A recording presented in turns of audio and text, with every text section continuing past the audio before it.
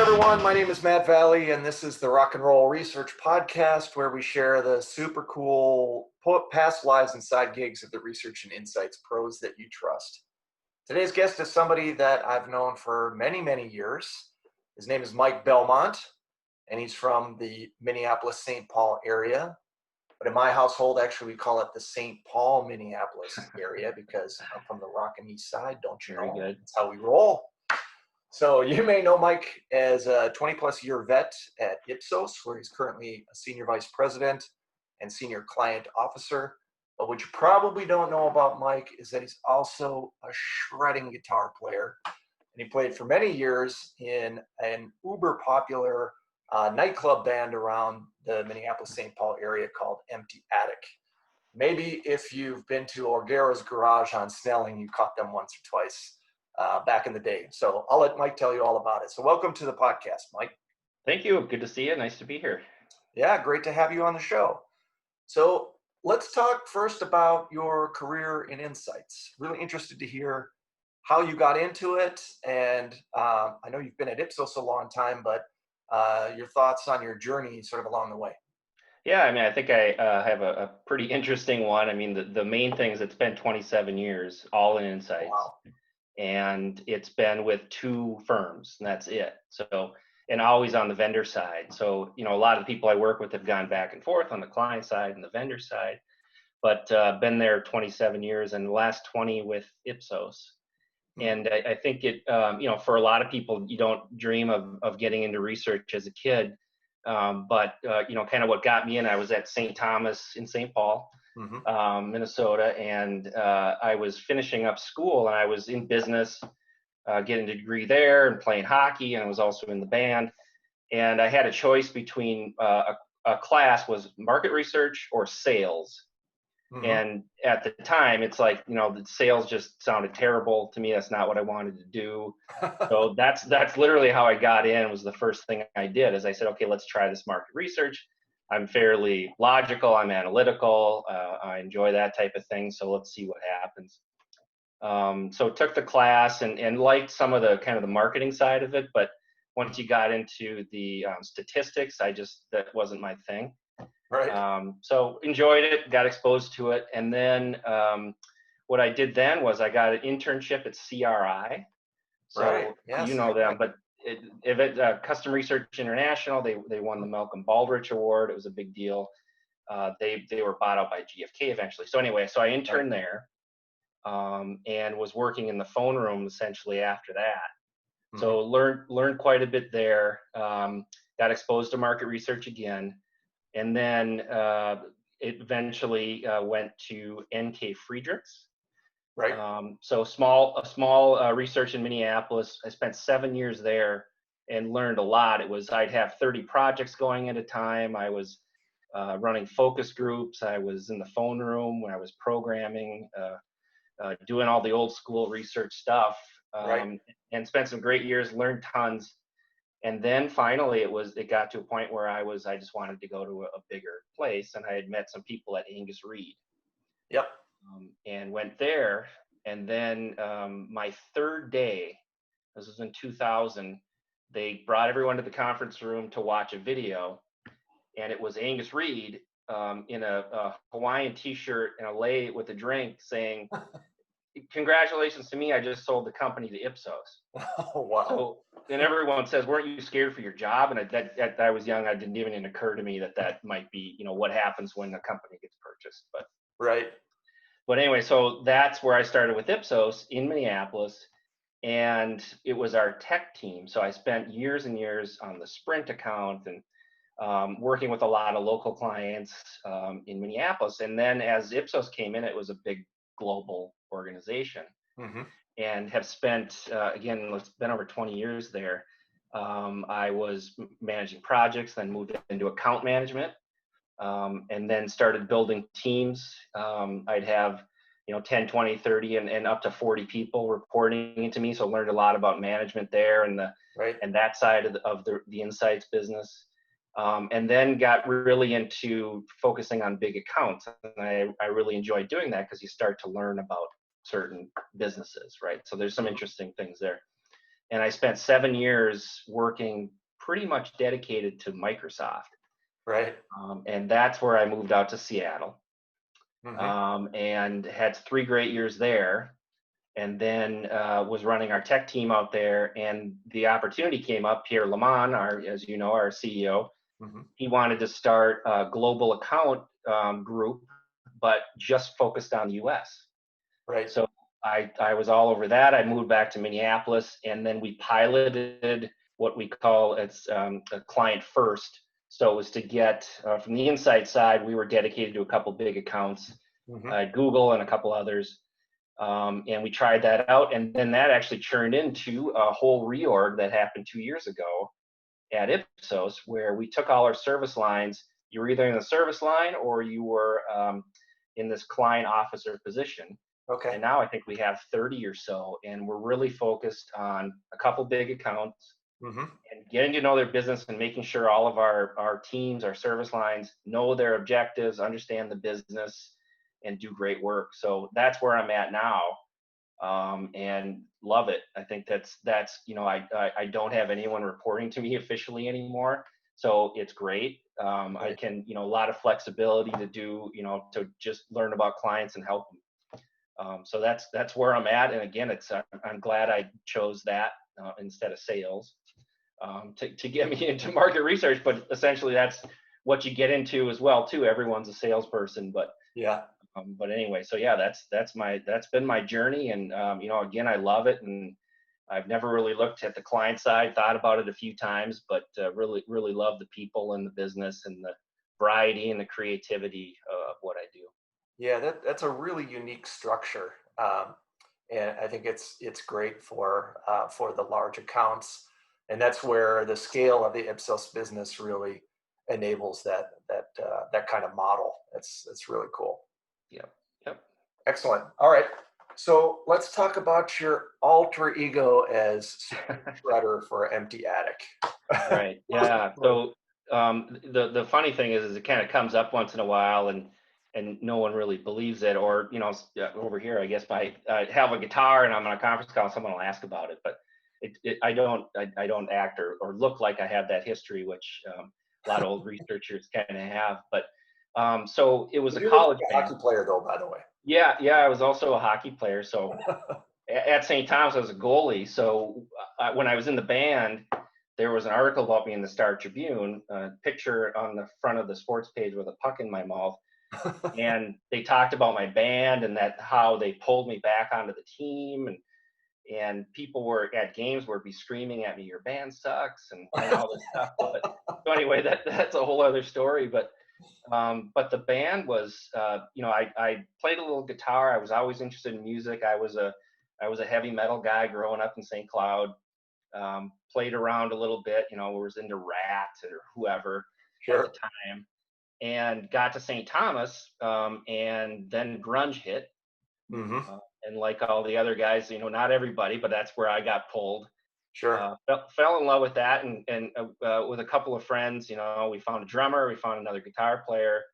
I learned essentially, through that. We play up in an attic, Yeah. where somebody was living and got kicked out of there for noise, and that helped, why we became Empty Attic. But it was at a time where there was, St. Thomas didn't have a lot of bands, and it wasn't a thing, really. Right. So people jumped all over it. We'd play a lot, a lot of the local bars, and it would just be packed because there was really nothing else. It was just otherwise you go to a bar. Right. So we had a big following. Happened for a couple of years. Great guys that I played with. We had a tape, so Yeah. we put that out. I We, had we one of wrote those some. too. What's that? I had one of those too. A Yeah, yeah. cassette release. You cut a tape. And anyway, so it was a lot of fun. We had a song that made it to the radio, but like, after midnight show on a local station, and it was, but that was a big deal to us. But it was just as kind of a side hobby, and I think the most serious we got was at the end. We wrote some good songs, I think, and we talked to an agent. So it got to that point, Sure. and we played a few places we hadn't played, and I think pretty much played terribly, which was kind of how we played anyway.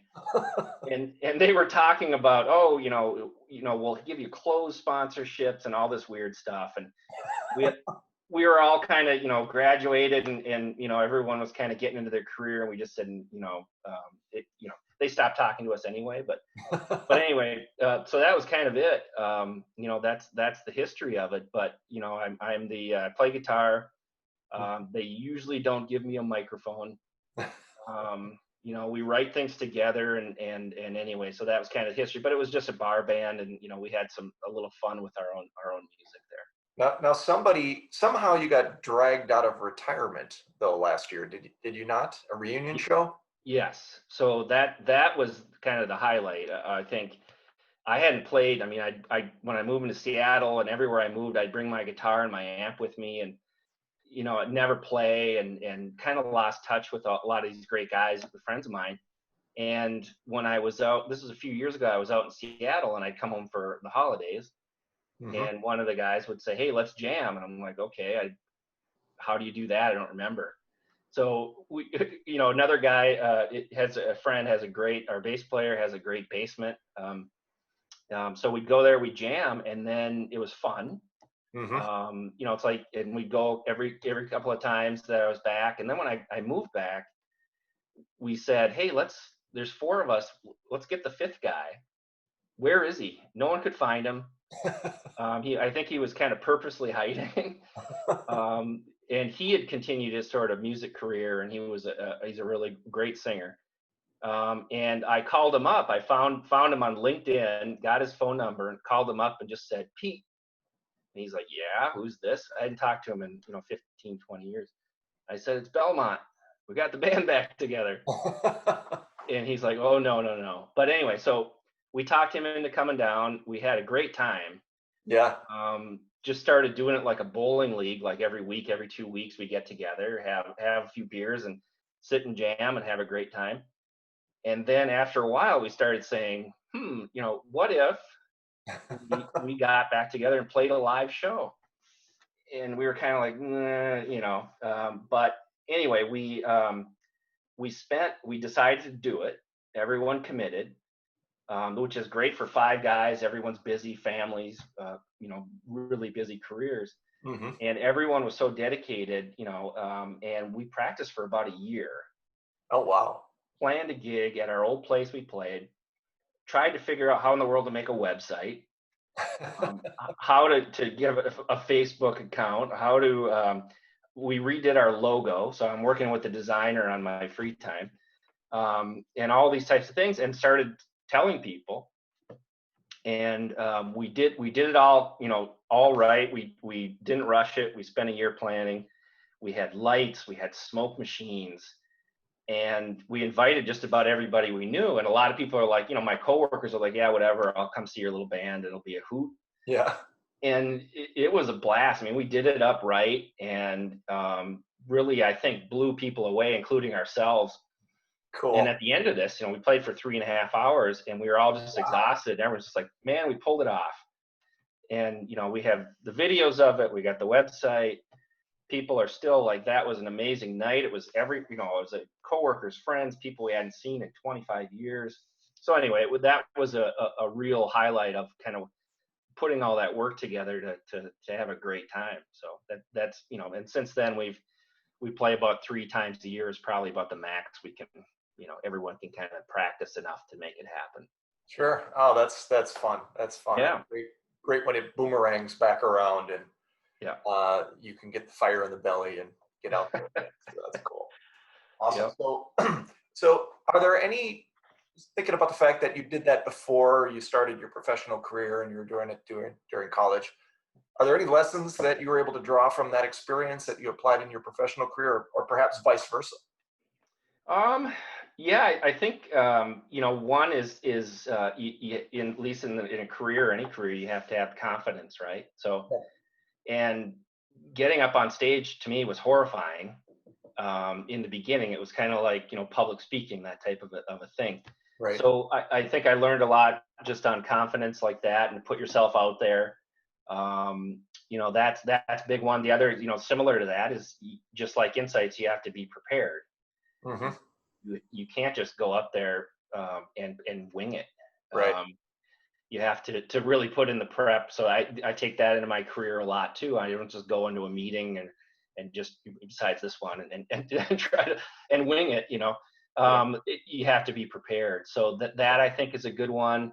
I think too, the teamwork. Right. So in insights too, it's not, here's what I say, well, let's do this. Here's my one source of data I'm going to go with. Hmm. You have to work through all these different things, and it's kind of like with the band too. There's 5 of us, and everyone's fighting for I want to sing, or I don't want to sing, or I want to write this, or let's do this. And then I think the other is bring energy to stuff. So if on stage, if you're up there and you're don't want to be there, then no one wants to watch you or listen to you, right? Exactly. So I think there's a lot like that, that I learned from kind of forcing myself to get out on stage and to write music and to play that music for people. That's kind of that's risky, right? Yep. So I think Throwing yourself out there. some good similarities from that, at least from my perspective. So No, that's great. That's great. So I know you've spent your career working with really innovative clients and for a top global insights firm. So you must have some thoughts on where the insights industry may be heading, what's important, and maybe what the future looks like. yeah, again, I love it, and it seems like every couple of years there's always something looming in insights, like Mhm. behavioral data will take over, or automatic platforms will take over, and it moves fairly slow. But there's always things that are going to be there, and I think it's consulting, whether you're in on the vendor side or on the client side. Mhm. You can have all the automation in the world. You can have all the data sources in the world, and it takes skill to understand how you take that and answer questions for your client or for your own business, right? Sure. So I think that's always going to be there, and we've seen even the DIY stuff, right? So Mhm. that's going to take over.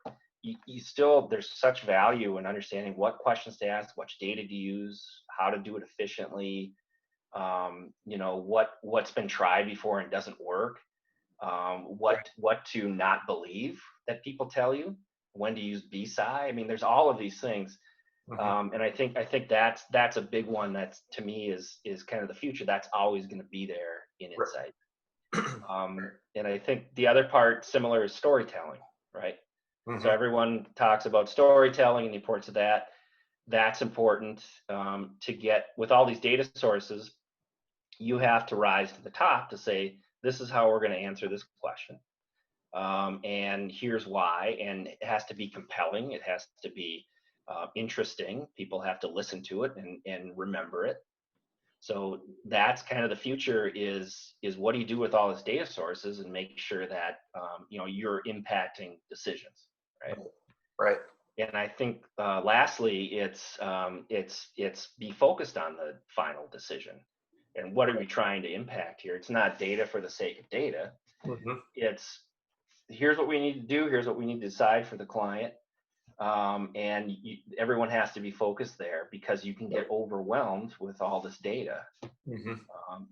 There's behavioral, there's neuro, there's 10 different things coming in about asking the same type of question. So you really have to focus that and tell a story and be compelling and be influential.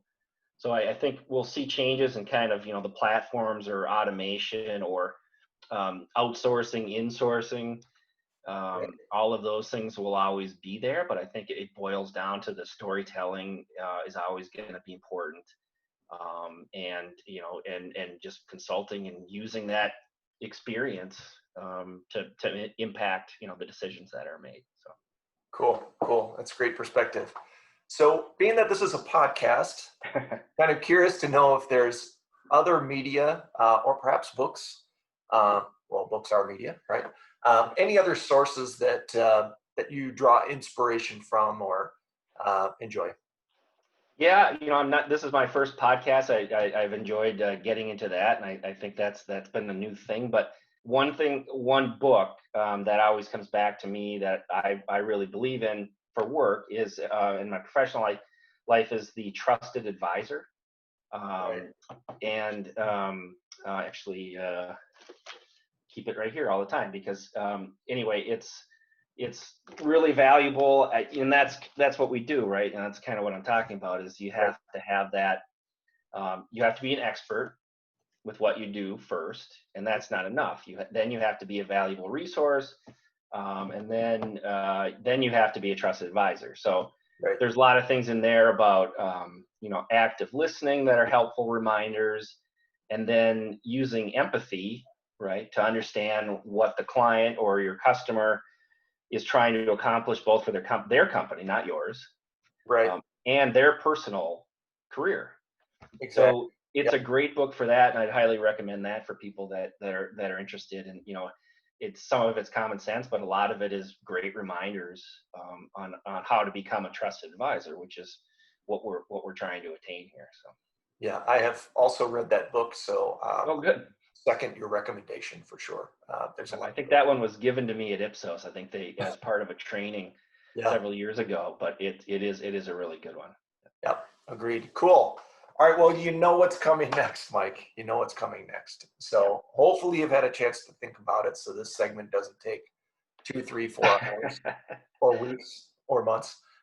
So you're stranded on a desert island. You've got 3 records of your choice to keep you company for the rest of your days. What are they? Yeah, this is a very challenging question, and I think for people that love music, it can get really difficult because it says a lot about who you are, right? And if you're passionate about music, it says a lot. And I think as a researcher, I can overanalyze that and say, well, if I'm on a desert island, then I'll want variety, or I'll want this and that. So I finally boiled it down to the question and just said, okay, what are my 3 favorite albums of all time, right? So Okay. So, but these are the 3 I would probably take. So my number 1, and a lot of people know this, and because I talk about them all the time, and it is Sunvolt is my favorite band. So Sonvolt. Yep. And favorite album is Trace. So if that one, I think in 93, 94, whenever that came out, just blew me away, and I've been essentially obsessed with the band and their music since then. Cool. So Sunvolt Trace is number 1. All right. Number 2. So then also, in order to do this, you have to show variety, right? So in your 3, and then I think a big one for me, and it's probably not even my favorite Pearl Jam album anymore, but 10, their first album, classic. Yep. Really changed. Grunge came in, was a big one for me, so I'd go with that. And then the other one was even the most difficult to do, but it all comes back to Beastie Boys, Paul's Boutique. Great record. Absolutely. Great record. Yeah. So it is. I mean, but anyway, those and there's tons of others, and I've actually over the years kind of started to compile a list of some of my favorites. But yeah, those are the 3 I would take. So I do. I've got documents too that have that list, depending on what the criteria is, because all of a sudden I'll forget, or I'll remember an album that I loved that the last time someone posed that question to me, I totally forgot about. So I need to write it down so I don't make that mistake in the future. Yeah, I do this stuff all the time. So now I noticed that Slayer is conspicuously absent, but that's okay, Mike. That's okay. We're still on good terms. It's all right. Right. Good. All right. Well, this has been a great chat. Really appreciate you sharing your insights and also a little bit about your band days. Hopefully, I can splice some video on here, tack it on. Okay. People can see you back in the day. It's really good stuff, and really enjoyed the chat. And we'll talk soon. I certainly hope. And rock and roll.